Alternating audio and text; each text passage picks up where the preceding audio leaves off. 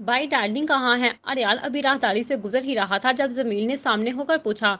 उसे मैंने पाकिस्तान भेज दिया है। पाकिस्तान क्यों? उसे यकदम झटका लगा। मैंने मीरम को वापस पाकिस्तान भेजा है, इसलिए डार्लिंग उसे छोड़ने गई है। उसे छोड़कर कल तक वापस आ जाएगी। लेकिन भाई ये क्या बात हुई? डार्लिंग को साथ भेजने की क्या जरूरत थी? बल्कि भाभी को ही पाकिस्तान क्यों भेजा?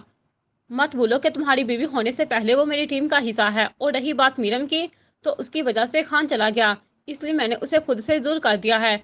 वो मजीद करीब होकर अपनी निगाहें उसके चेहरे पर जमा कर बोला था। ठीक है, वो तो भाभी का और आपका पर्सनल मामला है, लेकिन डालने की बजाय मुझे कह देते तो मैं भाभी को छोड़ आता। तुम पर यकीन नहीं करता मैं जमील। क्या आप मुझ पर यानी अपने भाई पर यकीन नहीं करते? अपने हाथ से उसने अपने वजूद की तरफ इशारा किया और चौंकते हुए मुकाबिल को देखा। हाँ, पहले यकीन करता था, लेकिन जब से तुमने मीरम पर बुरी निगाह रखने वाली बात की, तब से मैं तुम पर यकीन नहीं करता। मैंने कब भाभी के बारे में ऐसी कोई बात की? वो सच में भूल चुका था। जब तुमने मुझसे डार्लिंग के मुतल्लिक सवाल किया था कि मैंने उसे तुम्हारी बीवी क्यों बनाया, तब तुमने कहा था कि तुम भी मेरी बीवी पर निगाह रखोगे। ओह भाई, वो तो मैंने बस ऐसे ही कह दिया था। मैं तो इस बात को कब कब भूल गया। उसने अपने सर पर हाथ रखा। हन्ना, तुम भूल गए, लेकिन मैं कुछ भी नहीं भूलता। उसकी पतलियां तनाव से भरपूर थीं। भाई, मैं तो भाभी के बारे में ऐसा कभी सोच भी नहीं सकता। सोच नहीं सकते, लेकिन कह दिया। हम आई एम सॉरी भाई, लेकिन मेरी भाभी मेरे लिए बहन बहन की तरह है। जैसे वो आपकी इज्जत है, इस तरह मैं भी उन्हें इस घर की इज्जत समझता हूँ। इतना गिरा हुआ नहीं हूँ भाई कि अपनी ही भाभी पर बुरी नजर रखूं। वो बड़ी मासूमियत से अपनी सफाई देने लगा था, लेकिन रोबड़ू के चेहरे के तासरात बता रहे थे कि जैसे वो अभी तक बेयकीन हो। झाड़ू बनकर सफाई मत दो। तुम्हारी बात मुझे नागवार गुजरी थी, इसलिए मैंने तुम्हें बता दिया। दिल में बातें रखकर चेहरे पर झूठी हमदर्दी जताना मुझे नहीं आता। तुम पर अंदर यकीन नहीं करता तो बता दिया है। अब इस यकीन को फिर से कैसे कायम करना है, ये तुम्हारा काम है। इसका मतलब है भाई कि आपको अपने ही खूनी रिश्तों पर एतबार नहीं है। बाज़ दफ़ा खूनी रिश्ते भी दगा दे जाते हैं, और जितनी तकलीफ खूनी रिश्ते देते हैं, इतनी शायद कोई गैर नहीं देता। माफ़ कीजिएगा भाई, लेकिन इस बार आप ज्यादती कर रहे हैं मेरे साथ। मैं कसम खाकर कहता हूँ कि मैंने मीरम भाभी पर कभी कोई गलत नज़र नहीं रखी। मैं उनकी दिल दिल से इज्जत करता हूँ।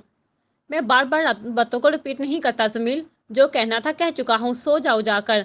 अपने आखिरी फिक्रे को उसने उसके कंधे पर हाथ रखकर थपथपाते हुए कहा, और खुद अपने कमरे का रुख कर गया। जमील को उसकी बातें बहुत चुभी थी, मगर खामोशी से अपने कदम पटकता हुआ रूम में दौड़ गया। आर्याल अपने कमरे में पहुंचा तो कमरे की हर चीज उसे यूं मालूम हुई थी जैसे वो उसे खाने को दौड़ रही थी। वो बाहर निकला और शहर को देखने के लिए उसके कमरे की तरफ बढ़ा। उसका दरवाज़ा थोड़ा सा खुला हुआ था। उसने अंदर झांका तो वो नींद में गुप्त थी। रात काफ़ी हो रही थी और उसे यूं सोता देखकर उसने भी अपने कमरे की तरफ कदम बढ़ाए ही थे। जब उसके फ़ोन की रिंगटोन बजी, वो उसे कान से लगा गया। हाँ डार्लिंग, कहो। टाइगर, हमें फ़्लाइट मिल गई है, हम परवाज़ पकड़ने वाले हैं। मैंने सोचा बता दूं। अगर फ्लाइट नहीं भी मिलती तो भी मैं इसे अपने साथ नहीं रखता, लेकिन मिल गई है तो अच्छी बात है। इसे छोड़कर जल्दी वापिस आ जाना, जमील तुम्हारा मुंतजिर है। Okay tiger. उसने झट कॉल काटी और अपने कमरे में गया। अपनी जैकेट को उसने उछालकर फर्श पर फेंक दिया था और खुद अपने बाजुओं को खड़ा करके दराम से बेड पर गिरा। आज से मीरम नहीं बल्कि खान याद आ रहा था। वो चतलेता छत को घूर रहा था और उसके दिमाग की स्लीटों पर खान के अल्फाजों समेत उसका चेहरा उमड़ता रहा। खान, आई एम सॉरी, मैं तुम्हें बचा नहीं सका। कितना बदनसीब हूँ कि इतनी पावर होने के बावजूद भी तुम्हें बेबसी से अपने सामने सिसक सिसक कर मरते देखा। आज से पहले मैंने कभी खुद को इतना बेबस नहीं देखा। आई एम सॉरी दोस्त। मैं कुछ नहीं कर सका तुम्हारे लिए। मन में वो खुद से हम कलाम हुआ था और फिर उसके आंसू खुद ब खुद कानों की तरफ बहने लगे। उसका बस नहीं चल रहा था कि वो पूरे ब्लैक फास्ट को आग लगा दे। सोचते सोचते वो अचानक उठकर बैठा और खुद को शीशे के सामने खड़ा किया तो अपने आंसू देखकर हैरान रह गया। वो नहीं जानता था कि वो एक बार फिर से रोया है। अपनी दोनों हथेलियों को उसने ड्रेसिंग टेबल पर टिकाया हुआ था और अपने अक्स को आईने में ऐसे देख रहा था जैसे वो खुद से ही नफरत महसूस कर रहा हो। जो कुछ हुआ था वो एक ही लम्हे में दोबारा उसकी आंखों के सामने आया। तो उसने करीब शीशे के टेबल पर पड़ा गुलदान उठाकर पूरी कुव्वत से आईने पर दे मारा था। कांच के टुकड़े दूर दूर तक फैल गए। एक एक करके उसने कमरे की हर चीज को तोड़ दिया था। बस अगर कुछ सलामत बचा था तो वो कमरे की तस्वीरें और फर्नीचर था। जब अपने पूरे सामान को इसने अच्छे से तोड़ फोड़ लिया तो खुद को इस टूटे फूटे से कांच के टुकड़ों और इस बिखरे हुए सामान के बीच बैठा गया।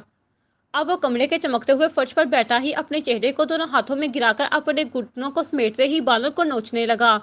उसके अंदर कोई क़यामत चल रही थी। वो यकीन नहीं कर पा रहा था कि खान अब इस दुनिया में नहीं है।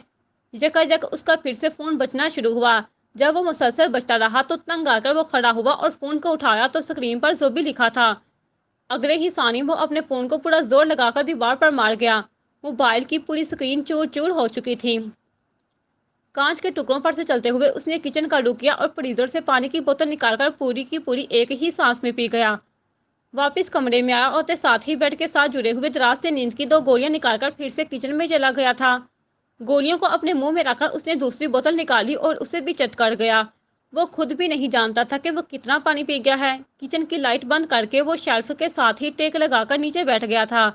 پھر گولیوں نے کچھ دیر میں اپنا اثر دکھایا تو وہ اپنی آنکھیں بند کر گیا۔ صرف کچھ ہی دیر گزری تھی اور جمیل پانی لینے کی غرض سے کچن میں آیا۔ اس نے جیسے ہی بتی روشن کی اور اسے جو شیلف کے ساتھ ٹیک لگائے سوتے دیکھا تو فٹافٹ اس کی طرف لپکا۔ بھائی کیا ہوا ہے، جہاں کیوں سو رہے ہیں؟ اس نے اس کا چہرہ تپتپایا تو اس نے نیم آنکھیں کھول لی۔ بھائی کیا ہوا ہے، کچھ بولے تو صحیح۔ اس مرتبہ وہ اسے جھنجھوڑنے لگا مگر اریال پھر سے اپنے نین بند کر گیا۔ گولیوں کا اثر شاید ابھی تک شدید زور پر تھا۔ اس کی آنکھوں کی سرخی دیکھ کر ہی وہ سمجھ گیا تھا کہ اس نے نیند کی گولیاں لی ہیں۔ اسے اٹھا کر وہ اس کے بازوؤں کو اپنے کندھوں پر ڈالتا ہوا اسے سہارا دے کر جیسے ہی اس کے کمرے تک لایا تو پھر سے ایک جھٹکا لگا۔ پورا کمرہ تو کوڑے دان کا منظر پیش کر رہا تھا۔ اپنا سر جھٹک کر پھر سے وہ اپنے کمرے میں لے گیا اور بیڈ پر لٹا کر لحاف اوڑھ دیا۔ کچھ دیر وہ خاموشی سے اس کے قریب کھڑا اسے دیکھتا رہا اور پھر خود اس کے دائیں طرف جا کر لیٹ گیا۔ اسے نیند بہت جلدی آ گئی تھی۔ لیمپ کی روشنی بھی بند کر دی گئی تھی اور اب کمرے میں چاروں طرف اندھیرا تھا۔ جاری ہے۔